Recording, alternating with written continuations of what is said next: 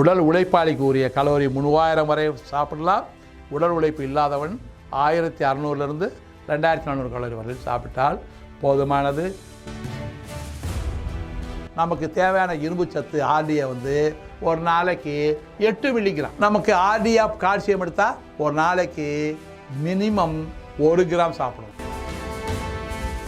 இந்த உடம்பு முழுவதும் இருக்கிற கால்சியமே 1400 கிராம் தான். அப்போ தேவையை விட கால்சியம் அதிகமாக சாப்பிடும் பொழுது நமது சிறுநீரகம் கெட்டு போகும், உடம்பு கெட்டு போகும்.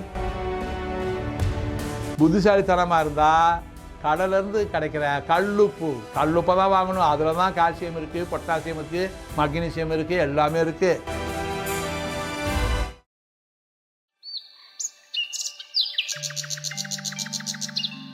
கிராமங்களில் நல்ல உடல் உழைப்பாளியை பார்த்துருக்கீங்களா? அவனுக்கெல்லாம் தோசை இட்லியெல்லாம் வயிறே நிறையா. கம்மஞ்சோறு கேழ்வரகு கூழ் பெரிய கும்பா நிறைய பெரிய சட்டியில் கரைச்சி ஒரு 2 லிட்டர் கொடுத்துருவாங்க. கம்மஞ்சோறு கேழ்வரகு கூழ் நல்லா குடித்து முடித்த பிறகு கடைசியில் நாவின் ருசிக்காக ஒரு தோசை 2 தோசை அல்லது ஒரு 3 தோசை நாவின் ருசிக்காக தருவாங்க. 4 தோசை.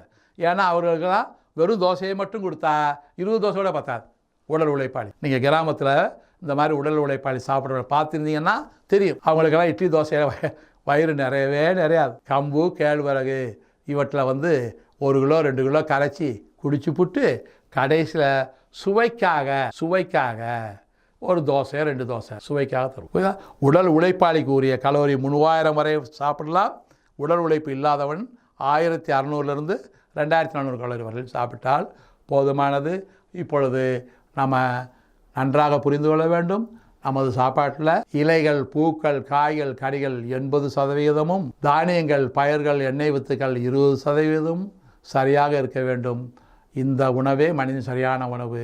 இந்த சரியான உணவை படம் போட்டு இலைகள் எவ்வளவு, காய்கள் எவ்வளவு, கனிகள் எவ்வளவு, சமைக்காத காய்கறி எவ்வளவு, சமைக்காத கனிகள் எவ்வளவு, சமைத்த காய்கறிகள் எவ்வளவு, சமைத்த கீரைகள் எவ்வளவு, இதையெல்லாம் பட்டியலிட்டு இந்த பட்டியல் வருது பாருங்கள். சிலை நம்பர் 49, சிலை நம்பர் 50 பாருங்கள்.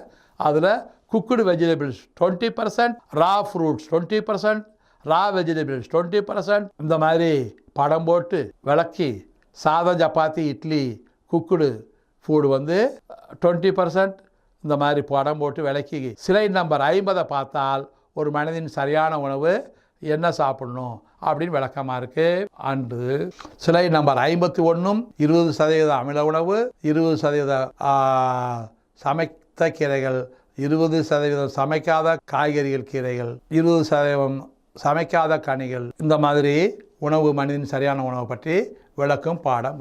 இப்போ மனிதனுடைய சரியான உணவை பற்றி நம்ம விளக்கமாக பார்த்துட்டோம். இதனால் என்ன கலோரி வருது, எவ்வளவு வருது என்றது. இந்த உணவுகள்லேருந்து நமக்கு கிடைக்க வேண்டியது, நமக்கு இந்த உடம்புக்கு தேவையான வைட்டமின்ஸ், மினரல்ஸ் கிடைக்கணும். Recommended dose of allowance. Vitamin A எவ்வளவு இருக்கணும், வைட்டமின் பி எவ்வளவு இருக்கணும், வைட்டமின் சி எவ்வளவு இருக்கணும், வைட்டமின் டி எவ்வளவு இருக்கணும், வைட்டமின் இ எவ்வளவு இருக்கணும். இதில் இந்த மாதிரி நியூட்ரிஷியன் எவ்வளவு சத்துக்கள் இந்த உடம்புக்கு தேவையோ அந்த சத்துக்கள் நம்ம சாப்பிட்ற உணவின் மூலம் தினசரி இந்த உடம்புக்கு கிடைக்கணும்.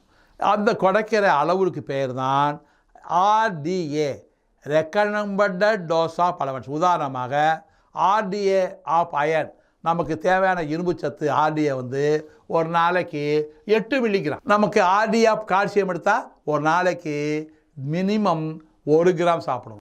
1 கிராம் கால்சியம் சத்து தினசரி சாப்பிட்டாங்க. மினிமம் 1 கிராம் சாப்பிடும். அப்போ கால்சியம் 1 கிராம், இரும்பு 8 மில்லிகிராம், பொட்டாசியம், இந்த மாதிரி ஒவ்வொன்றுலையும் நமக்கு எவ்வளவு தேவை அங்கிறத பட்டியல் நம்பர் சிலை நம்பர் 54 ரொம்ப விளக்கமாக இருக்குது பாருங்கள். இந்த உடம்புல 70 கிலோ வைத்துக்கணும். ஒரு மனிதனுடைய எடை 70 கிலோ. அந்த 70 கிலோ எடை உள்ள ஒரு மனிதன் உடம்புல ஆக்சிஜன் 50 கிலோ இருக்குது. எப்படி ஆக்சிஜன் இருக்குது? தண்ணீர் ஹைட்ரஜன், ஆக்சிஜன். அப்போது உடம்புல எவ்வளவு தண்ணி இருக்கோ அந்த தண்ணியில் 50 கிலோ ஆக்சிஜன் இருக்குது. அடுத்து கார்பன் 9.2 கிலோ, ஹைட்ரஜன் 6.355, அது 6 கிலோ 355 கிராம் ஹைட்ரஜன் இருக்குது. நைட்ரஜன் 1 கிலோ 200 கிராம், கந்தகம் 300 கிராம், கால்சியம் இந்த உடம்புல மொத்தமே 1 கிலோ 400 கிராம் கால்சியம் தான் இருக்குது. இந்த உடம்பு ஃபுல்லாக 1 கிலோ 400 கிராம் கால்சியம் தான் இருக்குது. நம்ம கால்சியம் சத்துன்னு சொல்லிட்டு கால்சியம் மாத்திரை 1 கிராம் சாப்பிட்றோம். ஒரு கால்சியம் மாத்திரை 2 கிராம் 3 கிராம் இருக்கும். 1 கிராம்னு வச்சுக்கிறோமே, டெய்லி 1 கிராம் காலையில் மாலை ஒரு கால்சியம் மாத்திரை சாப்பிட்டா டெய்லி 2 கிராம், ஒரு மாதத்துக்கு 60 கிராம். ஆனால் ஒரு வருஷத்துக்கு ஒரு மாதத்துக்கு 60னா 12 6 12 × 6 720 கிராம். பாருங்கள், அந்த உடம்புல இருக்கிறதே 1400 கிராம் தான். இந்த உடம்பு முழுவதும் இருக்கிறது கால்சியமே 1400 கிராம் தான். அப்போ தேவையை விட கால்சியம் அதிகமாக சாப்பிடும் பொழுது நமது சிறுநீரகம் கெட்டு போகும், உடம்பு கெட்டு போகும். அப்போ ஓவர்லோடு வந்து உடம்பு கெடுதி, அதை புரிஞ்சுக்கணும். அப்போது கால்சியம் எப்படி இருக்கணும்? கால்சியம் சாப்பிட்டா கால்சியம் தண்ணீரில் கரையக்கூடிய கண்டிஷனில் இருக்கணும். கால்சியம் தண்ணீரில் கரையக்கூடிய கண்டிஷனில் இங்கே எந்த கால்சியம் இருக்குது? உதாரணமாக பழங்களில் பாலில் கால்சியம் இருக்குங்கிறோம். 1 கிலோவுக்கு எவ்வளவு கால்சியம் கிடைக்குதோ, ஒரு உணவு சாப்பிட்டா எவ்வளவு கால்சியம் கிடைக்குதோ, அதை போல் 100 மடங்கு கால்சியம் எள்ளில் அதிகம். எள்ளு, சீசேம் சீடு, ஜிஞ்சலி சீடு, பழங்கள் காய்கறிகளை விட 100 மடங்கு கால்சியம் எள்ளில் அதிகம். அந்த எள்ளை போல 10 மடங்கு கால்சியம் நெரிஞ்சில் முள்ள அதிகம். அப்போ பழங்கள் காய்கறிகள் கீரைகளை விட சுமார் 700 மடங்குலேருந்து 1000 மடங்கு கால்சியம் நெரிஞ்சில் முள்ள அதிகம். நெரிஞ்சில் முள் செடி ஃபுல்லாக கால்சியம். நெரிஞ்சில் முடி செடி, இலை, காய், விதை எல்லாமே கால்சியம் தான். அந்த கால்சியம் வந்து எப்படி இருக்கு? நெரிஞ்சில் முள்ள கொதிக்க வச்சா தண்ணியில் கரையுமில்ல, அந்த தண்ணி ஃபுல்லாக கால்சியம் தண்ணீரில் கரையக்கூடிய நிலைமையில் இருக்குது. நெரிஞ்சில் முள்ளுவை மாவாக்கி மாவை சாப்பிட்டோம்னா அந்த கால்சியம் போய் உடம்புல ஜீரணிக்காத ஒரு மெட்டல் உலோகமாக இருக்காது, அது தண்ணீரில் கரையக்கூடிய கால்சியம். உதாரணமாக கடல் உப்பு எடுத்துக்கணும். கடல் உப்பில் என்னென்ன இருக்குது? கடல் உப்பில் கால்சியம் இருக்குது, பொட்டாசியம் இருக்குது, மக்னீசியம் இருக்குது. 1 கிலோ கடல் உப்பில் 1 கிராம் தங்கம் இருக்குது. 1 கிலோ கடல் உப்பில் 1 கிராம் தங்கமே இருக்குது. அதனால் பெரிய பெரிய பணக்கார கம்பெனிகள் கடல் உப்பில் வைட்டமின்ஸ் மினரல்ஸ் நிறையா இருக்குது. கால்சியம், பொட்டாசியம், மக்னீசியம், அயனு எல்லாம் இருக்கா. உடனே சோடியம் குளோரைடு தானே உடம்பு கெடுதி.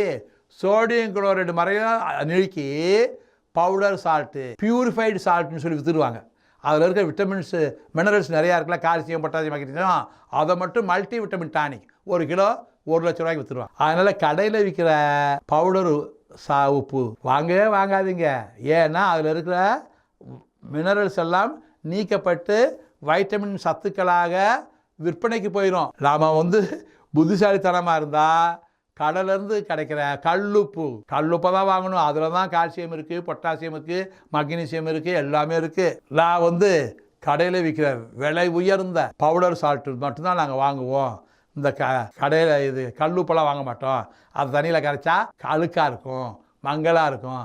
அந்த மங்களும் அழுக்கு தான் சத்துக்கள். அதுதான் கால்சியம், பொட்டாசியம், மக்னீசியம் எல்லாம். கிரைஸ்டல் கிளியராக சுத்தமாக இருந்துச்சுன்னா அது ஃபுல்லாக வேஸ்ட்டு. பியூர் சோடியம் குளோரைடு மட்டும்தான் இருக்குன்னு அர்த்தம். எப்பயுமே ரீஃபைண்டு வந்து கெடுதி தான்.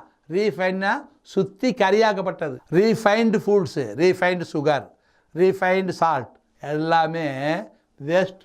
அப்போது உணவில் சுத்திகரிப்பு சாப்பிட்ற மாதிரி ரீஃபைண்டு ஐட்டங்கள் அத்தனையுமே அதில் இருக்கிற வைட்டமின்ஸ், மினரல்ஸ், நியூட்ரிஷியஸ் தாது உப்புக்கள் இவற்றையெல்லாம் எடுத்துருது, ரிமூவ் பண்ணுது. உதாரணமாக நம்ம என்ன செய்கிறோம்? தேங்காய் எண்ணெய் அப்படின்னா தேங்காயை உடைத்து உலர வைத்து மரச்சக்கில் போட்டு ஆட்டினா தேங்காய் எண்ணெய் எப்படி இருக்கும்? ஒரு மஞ்சள் கலரில், சுத்தமான வெள்ளையாக இருக்காது, கொஞ்சம் கலராக இருக்கும். அந்த கலரு மோந்து பார்த்தா தேங்காய் எண்ணெய் வாசனை அடிக்கும். தேங்காய் வாசனை இருக்கும், கலராக இருக்கும். அதில் இருக்கிற விட்டமின்ஸ், மினரல்ஸு அத்தனையும் இருக்கும். தேங்காயில் என்னென்ன vitamins, minerals, calcium, potassium, magnesium, iron, vitamin E, vitamin A, இந்த மாதிரி என்னென்ன இருக்கோ அத்தனையும் அந்த தேங்காய் எண்ணெயில் இருக்கும். இப்போ நம்ம என்ன செய்கிறோம்? அந்த தேங்காய் எண்ணெயை சுத்திகரிக்கப்படுகிறது, ரீஃபைன்டு.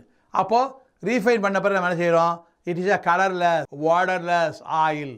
கலர்லெஸ், வாட்டர்லெஸ் யார் பண்ண சொன்னால்? கலர் தான் சத்துக்கள், அதில் இருக்க வாசனை தான் சத்துக்கள். ஆமாம், சத்துக்களையும் வாசனையும் எல்லாத்தையும் நீக்கிவிட்டு சக்கையை எதுக்கு நம்ம உபயோகிக்கணும்? அதனால் கரும்புச்சாறுலேருந்து கிடைக்கிற சர்க்கரை கிலோ 80 ரூபா 100 ரூபா நாட்டு சர்க்கரை. ஆனால் அதை சுத்திகரித்து கிலோ 30 ரூபாய்க்கு வெள்ளை சர்க்கரையாக விற்கிறோம். ஏன் சுத்திகரிக்கணும்? எதுக்காக வெள்ளை சக்கரை 30 ரூபாய்னு விற்கணும்? அதான் மக்கள் எல்லோரும் விரும்பி சாப்பிட்றாங்க. வெள்ளை சக்கரை 30 ரூபா இருந்தால் 80 ரூபா வரையிலும் நாட்டு சர்க்கரை வாங்கி சாப்பிட, கரும்பு சர்க்கரையை வாங்கி சாப்பிட மக்கள் ரெடியாக இருக்காங்க. மக்கள் விரும்புகிறாங்க. வெள்ளை சக்கரை வேண்டாம், எனக்கு நாட்டு சக்கரை போதும், வெல்லம் போதும். அப்போ 80 ரூபா கொடுத்து வெல்லம் வாங்குறதுக்கு ரெடியாக இருக்கும்போது நீ எதுக்கு சுத்தி பண்ணி 30 ரூபாய்க்கு வெள்ளை சக்கரை விற்கணும்? அதுக்கு கவர்மெண்ட்டில் மானியம் வேறு, வெள்ளை சக்கரை தயாரிக்கிற ஃபேக்ட்ரிகளுக்கு மானியம் கோடிக்கணக்கில், எவ்வளவு. அதனால் சுத்தி கரியாக்கப்பட அவசியமே இல்லை. இறைவன் படைத்த உணவுகளை அதை வைட்டமின்ஸ் மினரல்ஸை நிறைந்து தான் சாப்பிடுமே தவிர வைட்டமின்ஸ் மினரல்ஸ் அதில் இருக்கிற தாது உப்புகளை நீக்கி சுத்தி பண்ணக்கூடாது. அதனால் வெள்ளை சக்கரை சாப்பிடுவது தவறு, எண்ணெயை சுத்திகரித்து சாப்பிடுவது ரீஃபைன்டு ஆயில் தவறு, இயற்கையாக தான் சாப்பிடும். ரைட்டா? அப்போது நம்ம சாப்பிட்ற உணவுலேருந்து நமக்கு கிடைக்கிற சத்துக்கள் அத்தனையும் இந்த உடம்புல போய் சேருதா? அப்போ இந்த உடம்புல என்னென்ன இருக்குன்னு பார்க்குறோம். Oxygen, carbon, hydrogen, nitrogen, sulphur எல்லாம் இருக்குன்னு பார்த்தோம். இந்த உடம்புல 70 கிலோ உடம்புல 1400 கிராம் கால்சியம் இருக்குது, 680 கிராம் பாஸ்பரஸ் இருக்குது, 25 கிராம் தான் மக்னீசியம் இருக்குது, 140 கிராம் தான் பொட்டாசியம் இருக்குது. ஃபுல் உடம்புல 140 கிராம் தான் பொட்டாசியம் இருக்குது. இந்த முழு உடம்புல 95 கிராம் தான் சோடியம் இருக்குது. இந்த முழு உடம்புல 70 கிலோ உடம்புல 95 கிராம் தான் குளோரைடு இருக்குது. மீதி இரும்பு, பித்தளை, துத்தநாகம், அயோடினு, செலனியம், மேங்கனீஸு, இந்த மாதிரி எல்லாமே இந்த உடம்பு 70 கிலோ உடம்புல இருக்குது. 10 கிராம் தான். அதுக்கு பேர் essential trace elements. Essential trace elements மொத்தமே 10 கிராம் தான். அந்த 10 கிராமில் இரும்பு மட்டும் 4.5 கிராம். இந்த முழு உடம்புல இருக்கிற இரும்பு 4500 மில்லிகிராம். 4 gram 500 milligram. அப்போ 4.5 கிராம். இந்த முழு உடம்புல இருக்கிறத 4.5 கிராம். நீங்கள் என்ன செய்கிறீங்க? டாக்டர் எழுதி கொடுத்த அயன் மாத்திரை, ஒரு மாத்திரை 1/2 கிராம் அல்லது 1/4 கிராம் இருக்கும். ஒரு மாத்திரை 1/2 கிராம் சாப்பிட்டா என்ன ஆகுது? ஒரு நாள் காலையில் ஒரு 500 மில்லிகிராம் இரும்பு மாத்திரை சாப்பிட்றோம்.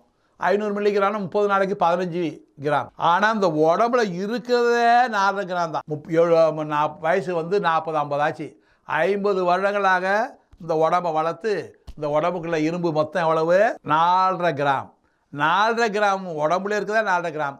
ஆனால் நீங்கள் சாப்பிட்றது மாதத்துக்கு 10 கிராம்னா அப்போ இரும்பு அதிகமாக சாப்பிட்றோமா இல்லையோ?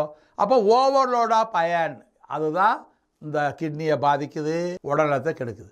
ஓவர்லோட் ஆஃப் அயன் சாப்பிடக்கூடாது. அதனால் மினரல்ஸ், அதாவது உலோக சத்துக்கள், இரும்பு, பித்தளை, கால்சியம், பொட்டாசியம், மக்னீசியம், இந்த மாதிரி சத்துக்களை எப்படி சாப்பிடணும்னா தண்ணீரில் கரையக்கூடிய நிலைமையில் சாப்பிடணும். அதுதான் சொன்னேன். கடல் உப்புல இரும்பு இருக்குது, பித்தளை இருக்குது, தங்கம் இருக்குது, வெள்ளி இருக்குது, நாகம் இருக்குது, ஜிங்க் இருக்குது, எல்லாம் இருக்குது. ஆனால் எப்படி இருக்குது? உப்பு தண்ணியில் கரையுதா? அப்போ உப்புல இருக்கிற உலோகங்கள் அத்தனையும் தண்ணீரில் கரையக்கூடியது. Alkaloid form, organic form. அதனால் நமக்கு உடம்புக்கு இரும்பு வேணுமென்னா இரும்பு சாப்பிடக்கூடாது. இரும்பு சத்துக்கள் நிறைந்த தண்ணீரில் கரையக்கூடிய இரும்பு சத்தை சாப்பிடணும். தண்ணீரில் கரையக்கூடிய இரும்பு சத்து எதில் இருக்கு? 100 கிராம் மஞ்சள் கரிசலாணி கீரையில் 80 மில்லிகிராம் இரும்பு இருக்கு. நமக்கு தேவை ஒரு நாளைக்கு 8 மில்லிகிராம் தான். நம்ம உடம்புக்கு ஒரு நாளைக்கு தேவை 8 ரெக்கமெண்டட் டோஸ் ஆஃப் அலவன். ஆர்டியை 8 மில்லிகிராம் இரும்பு சத்து. ஆனால் அந்த 100 கிராம் மஞ்சள் கரிசலாணி கீரையில் 80 மில்லிகிராம் இரும்பு இருக்கு. 100 கிராம் ஒரு 10 கிராம் பேரிச்சம்பழத்தில் 10 மில்லிகிராம் இரும்பு இருக்கு. 10 கிராம் வெந்தயத்தில் 1 மில்லிகிராம் 1 கிராம் அளவுக்கு, 10 கிராம் வெந்தயத்தில் 1 கிராம் அளவுக்கு இரும்பு இருக்கு. வெந்தயம்னா என்ன? இரும்பு. வெந்தயத்தில் இரும்பு இருக்கு, மஞ்சள் கரிசலாணி கீரையில் இரும்பு இருக்கு. நமக்கு எவ்வளவு தேவையோ அப்போ 10 மடங்கு அதிகமாக இருக்கு. வெந்தயத்தில் இரும்பு இருக்கு, பேரிச்சம்பழத்தில் இரும்பு இருக்கு, மஞ்சள் கரிசலாணி கீரை இருக்கு. நமக்கு எவ்வளவு தேவையோ அப்போ 10 மடங்கு அதிகமாக இருக்கும்போது பிறகு இரும்பு சத்து மாத்திரை ஏன் சாப்பிடணும்? அதுவும் நம்ம உடம்புலையே நமக்கு தேவைப்படுறது 8 மில்லிகிராம் தான். 8 மில்லிகிராம் 30 நாளைக்கு 240 மில்லிகிராம். 30 × 8 240 மில்லிகிராம். ஒரு மாதத்துக்கே 1/4 கிராம் தான் இரும்பு சத்து நமக்கு உடம்பு தேவைப்படுது. ஆனால் ஒரு நாளைக்கு 1/2 கிராம்ங்கிற மாத்திரை அளவுக்கு நம்ம சாப்பிட்டு நமது சிறுநீரத்தை நாம் கெடுத்துக்கொள்கின்றோம். அனைவருக்கும் நன்றி, வணக்கம்.